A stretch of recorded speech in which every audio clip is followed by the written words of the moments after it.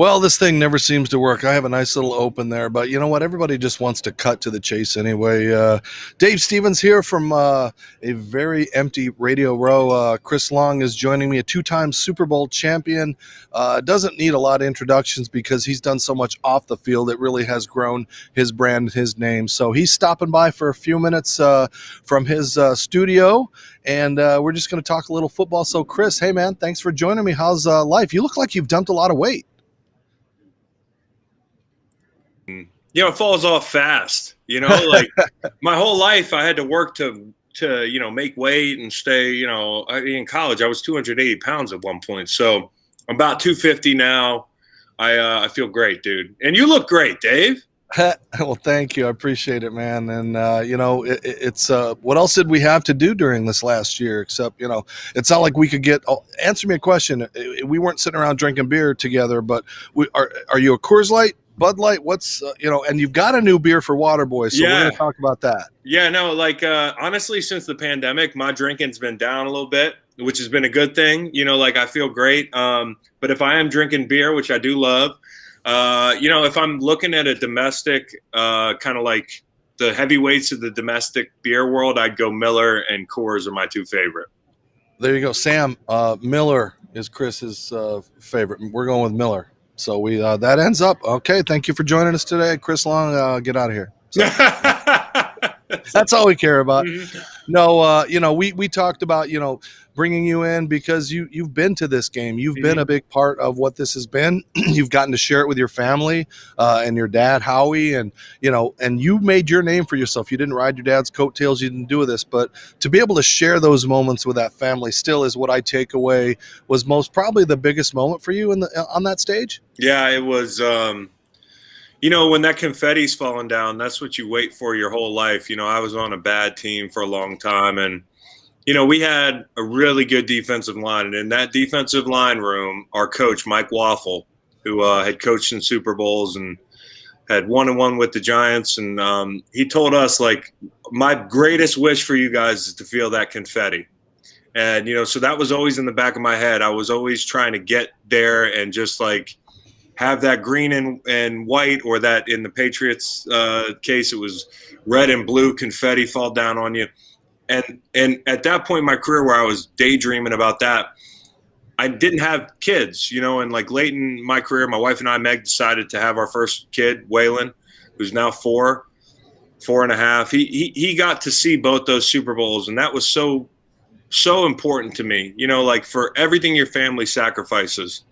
Whether it's my wife, Meg, or my mom, when she used to take red eyes to St. Louis to catch that game after going to Oregon to watch my brother's game on a Saturday night, not even sleep. We'd get home from the game and I would be exhausted from, usually losing in St. Louis, but my mom would be exhausted too, because she hadn't been to sleep in 36 hours because she's just a great mom. So, all those moments, your life flashes before your eyes, and in your life, those are the stars.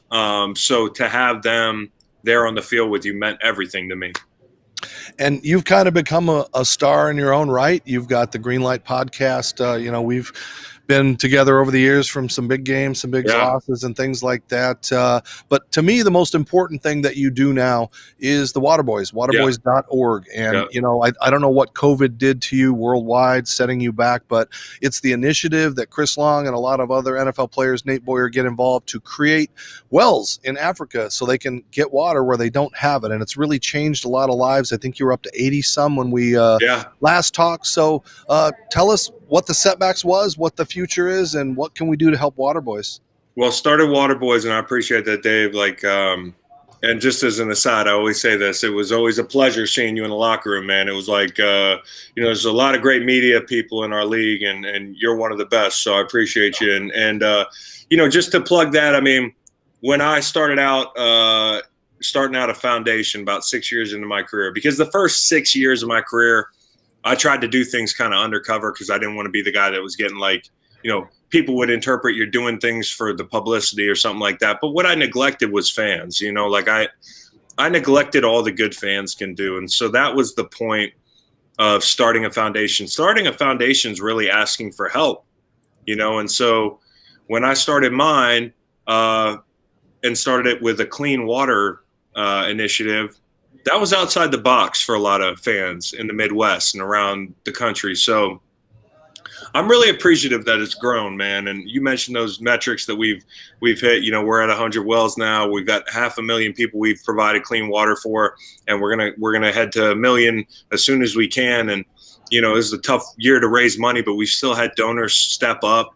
And so, like, I'm just really appreciative that when it comes to Waterboys, clean water is not something we have to think about in the United States. Ideally, now we have all types of situations that prove how thin that line is between living the luxurious life we live and you know, the life of some of our neighbors who are not so fortunate. Because when we have a water issue like a Flint or a shortage issue, or you know, like right now on Navajo Nation, a ton of people don't have water and it's COVID. They don't even have running water in their houses.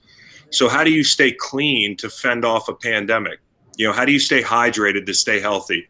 How do you live with dignity without clean water? So it's not just an East African problem or a problem around the world. It's also here. It's just we keep it together for the most part. But when that luxury goes away, we really feel it. So we do work in East Africa. We do work here domestically. We do a Conquering Kili, where we climb Kilimanjaro every year with veterans. You know, many of them, Dave, we talked about this, amputees, from Kirstie Ennis to a number of other amazing athletes who served our country, who are wanting to tackle the next thing and help somebody along the way. So Waterboys has been a joy. And, you know, from Conquering Kili to a banquet we do here domestically, I'm just appreciative of any help people give. Well, I want to bring up, you were talking, we mentioned the beer earlier, but there's also something you've been brewing. And I guess I was just able to find it a few seconds ago. So how cool am I? But yeah, dude, there it is. Waterboys. It looks like it's an India Pale Ale. So yep. How did you invent it? How can people get it? And what is it going to do to help the Waterboys? Well, so if you check it out, go to Champion Brew. You Google it because I don't know the URL off the top of my head, but it's a local brewery here called Champion. It's a buddy of mine, Hunter, who came to me and was like, "Listen, we'd love to give back to Waterboys, and what kind of beer do you like? Like, we'll kind of ask you, for a little bit of input." But they're the experts, and so I just said, "Listen, why don't you roll out a Waterboys IPA, man? Like, I trust your instincts. I tasted a couple of the samples." And Hunter and those guys crushed it. I mean, it's a delicious beer. You have about 2-3 of those, you'll be on the couch, like most IPAs. So, I just love the fact that people like, somebody like a Hunter or somebody who owns a business, we've had a ton of people get involved in creative ways, and I love that. And I just had Drew Bledsoe on. He's got the wine that they do Dirty for. So it's just so good. You guys don't get the credit. It's always like us media folks are always looking for the nasty things. You cheated on your wife. You got a DUI. Yeah. We don't talk about the good things that you guys do that really helps, the philanthropy. Because, again, all they want to talk about is, oh, Chris, you didn't sack the quarterback, or you guys failed in the championship. Right. Or, why are you walking away from the game? You're letting them down, those kind of things. But, to do what you do and still doing it and have that marketability after, it's great. So I really hope this beer works out. I appreciate it, man. It's just nice to feel that support from businesses. And that's a local business here in Charlottesville. And like St. Louis helped me a lot when we started out with that thing. And a small community like Charlottesville has gone a long way for us as well. So shout out to them. All right, as we wrap up, again, I've got two-time Super Bowl champion Chris Long joining me. And again, thank you, everybody, for your support for the Disability Channel, the Boomer Connection, Ali Plus TV, and, of course, my new initiative with Quinnipiac with Ability Media, where we get to teach kids and really make a difference. So thank everybody for your support. Chris, you're closer to the age of Tom Brady, so I don't know if you were teammates and you're rooting for him, and it's nicer to be that old guy, and we have him in common. But Mahomes obviously is such a great young quarterback. It's an amazing battle. The league couldn't have fixed it to get a better matchup for a year like this that we've gone through. So, is your heart with Tom Brady and your gut and realistically with KC, or what are your thoughts about this matchup? Interesting matchup. And to your point, the league, kind of hit a home run here with these two teams, because you have the young superstar that seems unbeatable, like that kind of thing that Brady was at one point, or the Patriots were at one point. That's what Kansas City's knocking on the door to do. And if they want to be a dynasty, this is a huge, like, teams don't repeat. You think about it. How many teams in the NFL repeat? And if they can find a way to win this game, people are gonna get real tired of the Chiefs now. You know what I mean, Dave? Yeah. But on the other end of it, you got Tom Brady, who's 43 years old, gunning for number 7 out of 10. It's remarkable. And I think one of the biggest cat and mouse games in this game is going to be these two quarterbacks against the coordinators on the other side. You know, how much man are you going to play against Kansas City? You know, you only played man 9 snaps the first time week 12, but they still just toasted you. Can you stop blitzing so much? I know Todd Bowles loves to bring pressure. Can you get pressure with 4? You should be able to. There's 2 tackles down. You know, like, that might be your best chance to win. Can Tampa get a lot out of those backs in the receiving game? You know, they're going to have to live underneath sometimes. I think it's going to be a great game, man. And I actually lean the Bucks a little bit, dude. Yeah, you want Tom Brady. I mean, it would be a great story. A little, kind of a slap in the face of the Patriots, but he is the GOAT, and you got to play with him. And I'm just wondering what's his mindset going into this. You were in that locker room, you saw that. So going into this, he has that edge that there's never been a quarterback that's ever had. Yeah, it's. I was just telling somebody this. It's one of those things with Tom. He's one of the most down to earth superstars I've ever, been around in person. But at the same time, I don't think anybody truly knows what's in Tom's head. Like I think I would pay a lot of money to be a fly on the wall the week of his 10th Super Bowl and think what he's thinking. And, like, what are those emotions? I think he goes to some dark places. I don't know where that comes from, but I think he's got this real, like, almost alter ego inside himself. And I think this is one of those weeks that you're going to see it. And he might look relaxed. He's got those movie star looks and, perfect life. But I think when his head hits the pillow at night, Super Bowl week, it's a mixture of, if I had to guess, the hay is in the barn. I've worked harder than anybody. I know the game. I know the situations. But there's like a tornado in my brain. Like, this is just – that's what it's like to be on this big stage. And I can only imagine to be on it as a quarterback, one of the greatest of all time, with all that scrutiny. It's a crazy week. There's got to be a different mindset when you talk about a LeBron James, a Tom Brady, a Michael Jordan – a Willie Mays. There's something that kicks it up into that extra gear, and I think we've just been lucky to be along for the ride. It got you one of your first 2 Super Bowl rings, and you were able to go back to back almost, literally to be able to have that success. But I wonder, what's the biggest aspect of the game that you miss? Big moments. The gotta have it situations that I thrived in St. Louis for a long time. Like, when you needed a rush, we needed a play, we needed pressure or something. I always prided myself on, like, I'm not tired in the fourth quarter. I've worn this tackle down. And that's the thing you love, like exerting your will on somebody, on another grown man. That, and just wearing him down. When I got to New England, I was older, and Philly, I was older. But I think one of the things I wish I could have been in those big moments most of my career, like in my prime, where everybody's watching. When we were in St. Louis, those big moments were big to me, but they weren't big to everybody else. There weren't a lot of people watching the game. And when I went to New England and Philly, you could just feel the energy around every game you played. And so I got to know those big moments, like on a big stage, but only briefly. And I do miss that. When I walked away because, I didn't want to start over on a new team, and what they had lined up for me in Philly, I didn't think was representative of what I'd done for that team. So, when I walked away, I knew that for the first couple of years, I was going to feel pretty freaking good physically. And so it can be hard some days watching and being like, I know I can do that. But I love my life in retirement, man. I mean, it is just, I get to be around my family nonstop. So for every moment there's a big play and the crowd's on their feet in a playoff situation and I'm jealous as a rusher, there's 100 moments where I'm so thankful I'm not a football player anymore.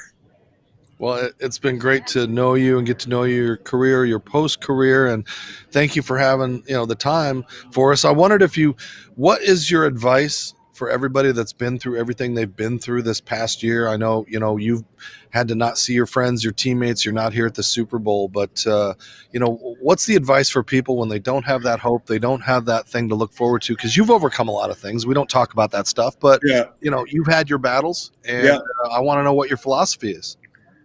I think everybody, and listen, I'll start this by saying I'm fortunate, okay? Like, when it came to, hey, we're going to lock down here last March and I'm not going to go anywhere really. Like, we went on vacation to Montana, but there's nobody really out there. Like, we stayed on the lake for a while last summer with the kids.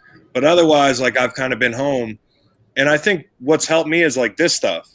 We're really lucky that we can our livelihood is based on having conversations. So I love like turning on Zoom and having a different person on my podcast. We do 3-4 shows a week and it's a grind, but I'm so thankful that I turn on the microphone on the other end. There's somebody like you. There's somebody I'm interested to talk to. And so you haven't called my agent yet. I still haven't done your show. I got to get you on, man. This off season, we got to chop it up. But like, I think that's one of the coolest things and one of the saving graces for me during this period of like isolation is, number one, I'm lucky. My family is safe and healthy. Number two, I have the means to stay put. I cannot imagine a strain on some people's livelihoods and whatnot. But I would just say, like, call a friend, like spend some time on the phone. Like, don't isolate yourself. I mean, it can be really easy to isolate yourself in a situation like that. And I need to talk to my buddies. I need to talk to my teammates.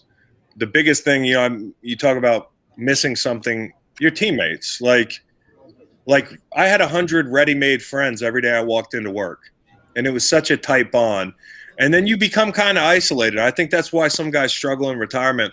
I've tried to be intentional about staying in touch, and especially in like a pandemic, man, like where everybody's kind of off to themselves, like just maintain those relationships. That's all I could, any other advice I could give would sound like I knew what I was talking about. I'm so lucky, it'd be hard for me to tell somebody how to live their life, right.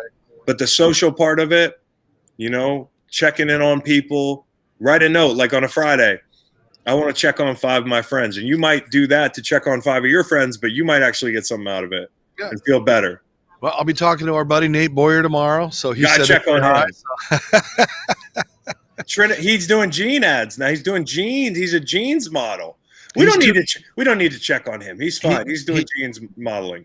He's too sexy for us anymore. He's too sexy for us, man. Man, I thought I was bringing sexy back too, guys. Well, Chris, thanks for taking a little time for us. And again, for everybody out there, you can't do enough to support what Chris's initiative is. So go to waterboys.org, support them. Make sure we can help other people besides ourselves. So, and of course, the podcast, they can find it wherever you find podcasts. And how often are you guys taping those shows? So we've been doing a Monday morning, a Wednesday morning, a Friday morning. These are all releases. And then we do a Friday gambling show too. So we've been rolling. It's a lot. We try to keep things very football during the season, but have fun too. BS. I almost said the bad word on your stream. It's okay. We like to BS a lot and talk about all. We got to have you on to rank something or do a mailbag one day, Dave. Something off the wall, bro. So I'd love to have you. Okay. I can get up and do something crazy here. You always got some crazy, what up your sleeve, man. You're crazy. So, all right, Chris, best of luck, for you and hope your family and you guys are doing, and we get out of this soon and kind of get to the normal and we can hug again and say hi and have a couple of Millers together. So, oh, dude, I'm in there, and I got a big hug for you, man. I'm going back to hugging once we get this thing squared away. I don't care what anybody says. Handshakes, hugs, I'll be there. You and absolutely. Me, man. Get a all beer. Right. Okay. Chris, we'll talk soon. Thanks again for your support, and you guys can't do enough for the Waterboys. So thank you, my bud. I love you.